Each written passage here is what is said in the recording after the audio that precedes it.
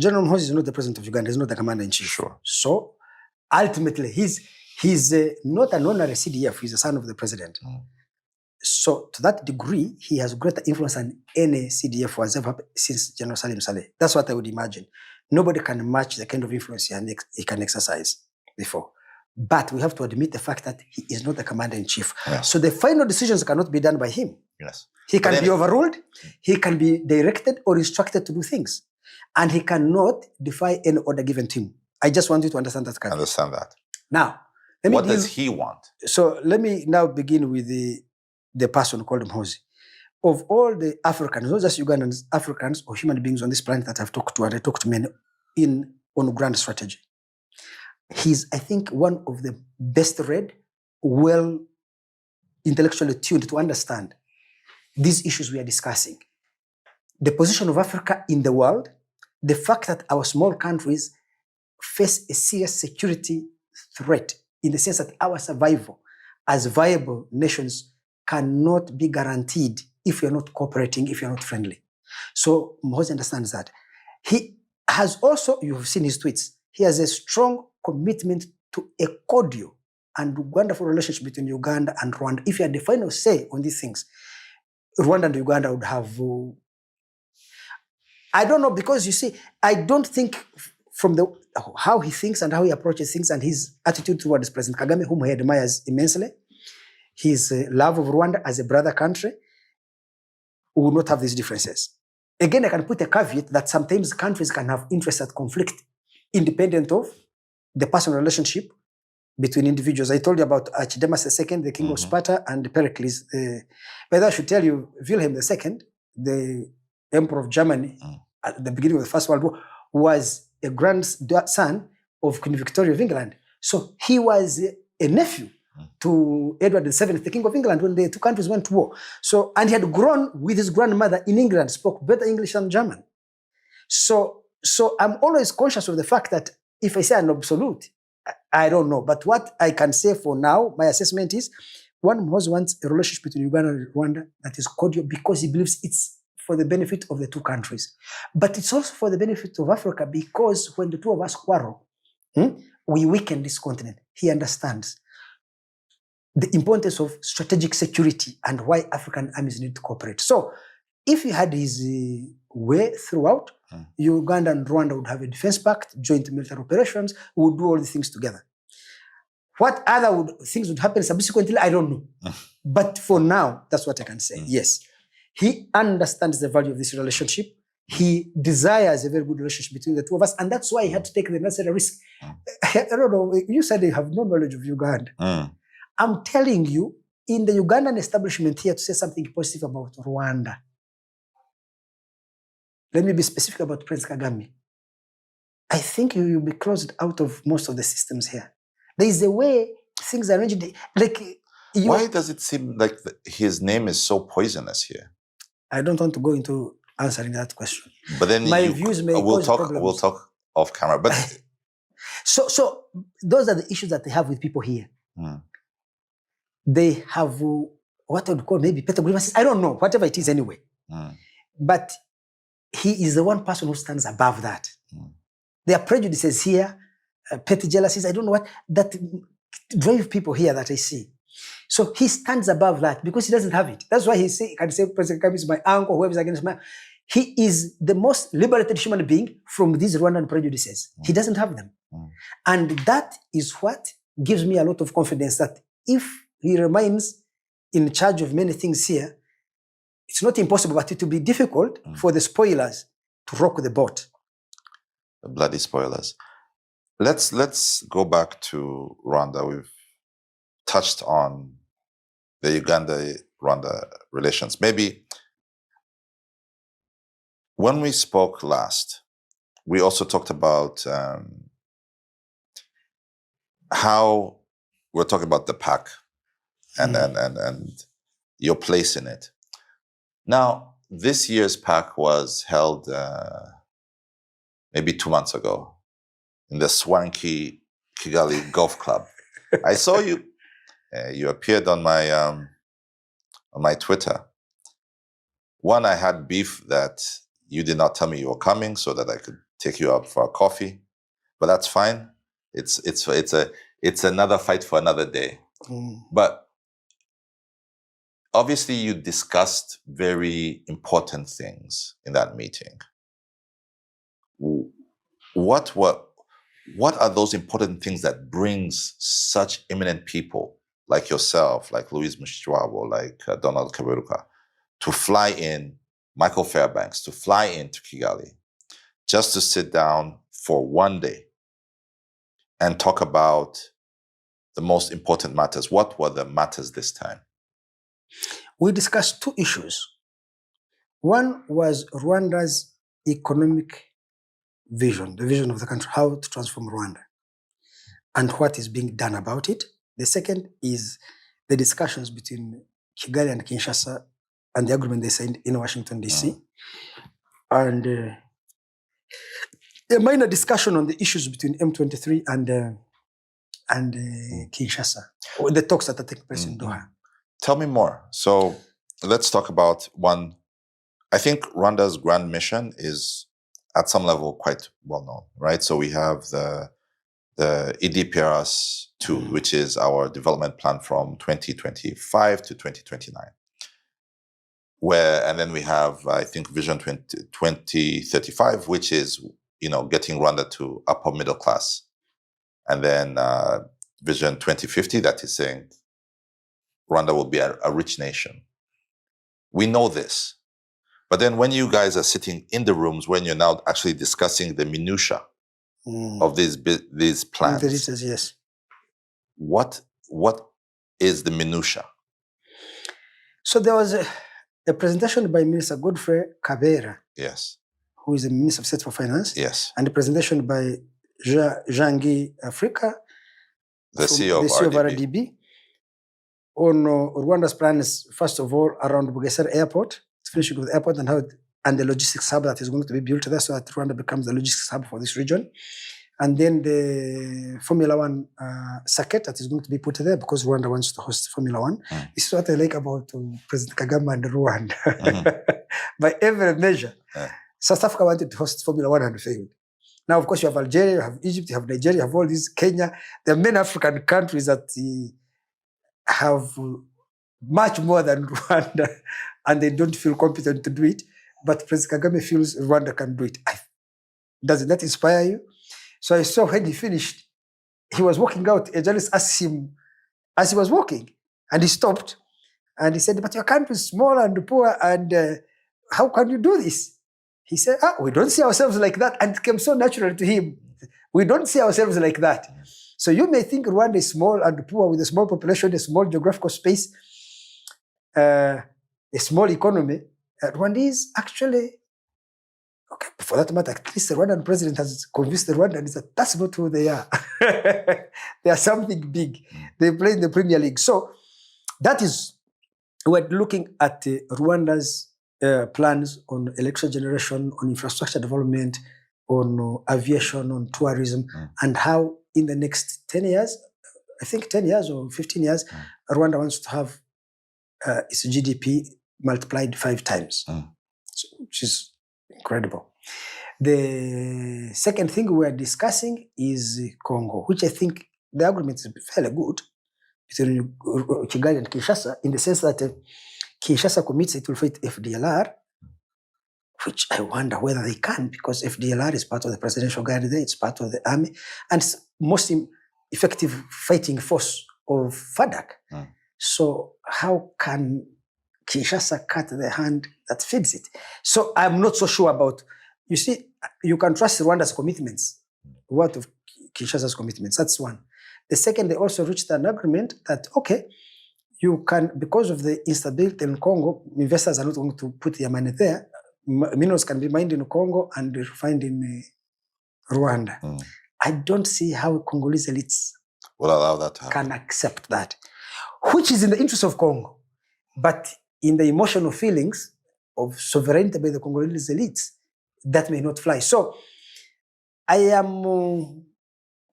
cannot say cautiously optimistic, because I don't think I'm even optimistic. In any case, I don't think that the elites in Kinshasa there and their president have a commitment to their country as opposed to a commitment to themselves and their interests as individuals. Yeah. Let's go back to the economics, because I know that's something that you really love.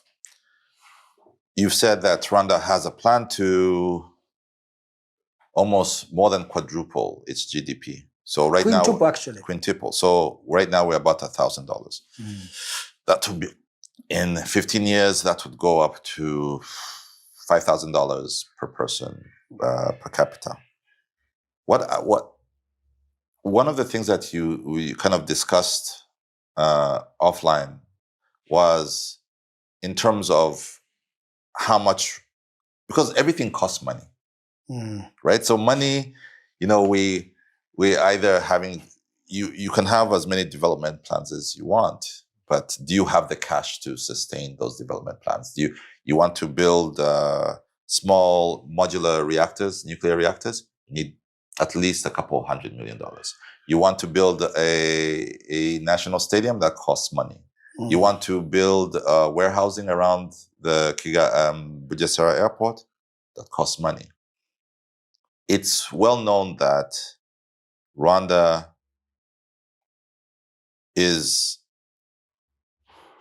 we're not as rich as we'd want to be. Where is the money coming from? Because obviously, I'm sure you asked that question, right? So you see all these plans. The natural question is, where's the money coming from? Well, I do not think that rich countries are rich because they had money. They have money because they are rich. So money is not what drives the transformation of a country. It's the ideas of entrepreneurship, of management that drive a country. So Bill Gates is, or let me say, Elon Musk is not worth 429 billion today or yesterday because he had money. No, it's because he had ideas. So Rwanda has the most important thing, ideas. Maybe Rwanda is constrained in terms of the human capital to execute the ideas that the president and his colleagues in RPF are able to articulate. We see Rwanda's biggest constraint is the human resource. If Kagame had the skills Ruto in Kenya has, the ballgame would be different. Let me tell you, there are 3 constraints to Rwanda. Constraint 1, geographical location. Rwanda is in a very bad neighborhood. Just look the other side, Burundi, failed state. Congo, not even a failed state, an absentee state. Those are costs. Then you have seen these problems in Tanzania, but that's your gateway to the sea. Then Uganda has its own problems. Our roads are falling apart, but you have to depend also on us. So those, your neighbors impose upon you as Rwanda serious constraints on your vision. That is constraint 1. Constraint 2, human resource. There was no education in Rwanda until 1994. There was education. Please. Do you know how many doctors were in Rwanda when RPF took over? Not more than 100. 21 doctors they found in the country. RPF had 36. A rebel group had more doctors than the country. Rwanda Supreme Court in 1994 did not have a single lawyer on it. The system of education, they would admit maybe 10 students to study medicine. By the time they finish 5 years of medicine, they have graduated only 4. But you see, that cohort, until they had finished the 5 years, they would not admit any other student. Did you know that? No. They did not have this idea that you can have medical students year 1, year 2, year. No. They would admit once every 5 years. And they would graduate around 4. So there are many constraints. The idea of building, you remember that the principle under Habyarimana, and it's interesting, I should tell you, by the way, I've never had President Kagame refer to Habyarimana and the previous government. And maybe that's why Rwanda performs. Many African leaders are focused on complaining about the past. For him, he's always talking about the future. But under Habyarimana, they used to have a principle called umrumo nukuhing, evindi namahirwe. Meaning, real work is cultivating the fields. The rest is gambling or luck. Am I translating Kinyarwanda correctly? Correct. Of course, RPF and Kagame come and say 1 laptop per child. You can see the leap from believing that all work should be people living in the gardens to people, every kid having a laptop. So Rwanda's advantage, therefore, so I've told you the constraints. And you're asking where will money come from? Money will follow ideas. Ideas don't follow money. That is one. The second thing is I felt in that Presidential Advisory Council meeting we had that the Rwandan Ministry of Finance is very conservative. Mm. And I think this conservativeness emerges from the fact that they have consumed a large dose of IMF, World Bank, neoliberal thinking about economic transformation. You see, the World Bank and IMF's ideas are very good. They can give you what they call short-term allocative efficiency. Resources will be efficiently allocated to those who are supposed to use them. But that short-term allocative efficiency does not address the issue of structural transformation that lies at the heart of the development process and the needs of that structural transformation. So Rwanda has a debt to GDP ratio of 75%. What does that mean? Just quickly for people who don't understand. So assuming your GDP is 14 billion, Mm-hmm. so how much is your debt relative to that GDP? If it's 10 billion, then you're about to 60% or something like that.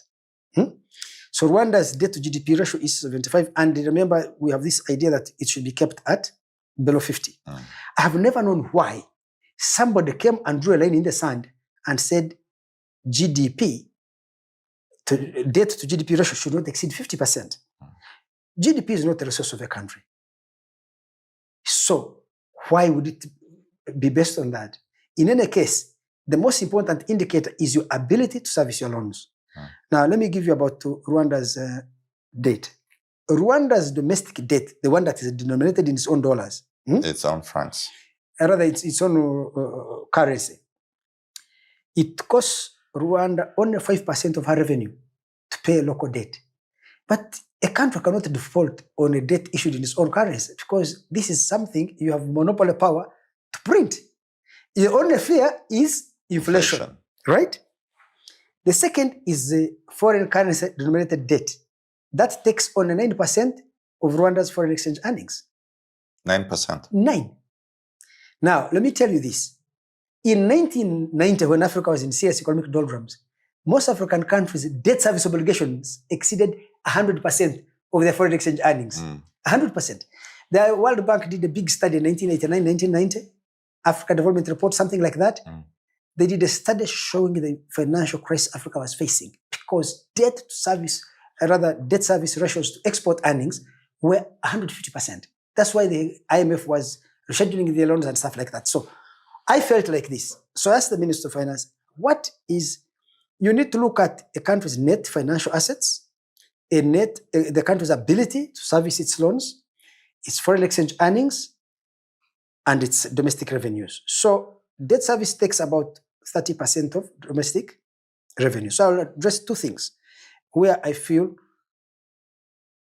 this is a contribution I made, that this obsession with debt to GDP had something. If Rwanda wants to transform, the issue is not the debt to GDP ratio, or it is what are the productivity gains or the growth gains you're going to get from any particular investment. That should be the basis of making a choice, not what is the ratio of debt to GDP. If I'm indebted right now, it does not necessarily mean that me borrowing more is a bad thing. Is a bad thing. Assuming I'm borrowing more to invest in something which will give me the returns even to clear the other debt.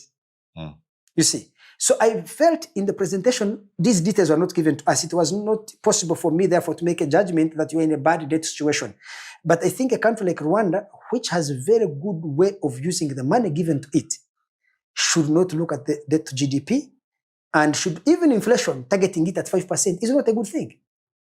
Because, okay, why 5%? Why not 2% or 10% or 20%? Because your inflationary target cannot be an end in itself as IMF presents it to everyone. It must be a means to an end. If your end is driving economic growth, achieving high levels of employment, industrializing and all that, you may need to have a higher rate of inflation in order to create more opportunities. Now, you can say inflation devalues the wages of fixed income earners. Yes, but I could also say I can protect the wage of Sane, who is employed now, but at the cost of creating opportunities for John, Derek, and James to get jobs. So my own view of Rwanda is that Rwanda should think in a transformative way, not looking at, they should not be like accountants, they should be like entrepreneurs. And I was very happy in the meeting. Donald Kaberuka rarely agrees with me. He came very strong on my side.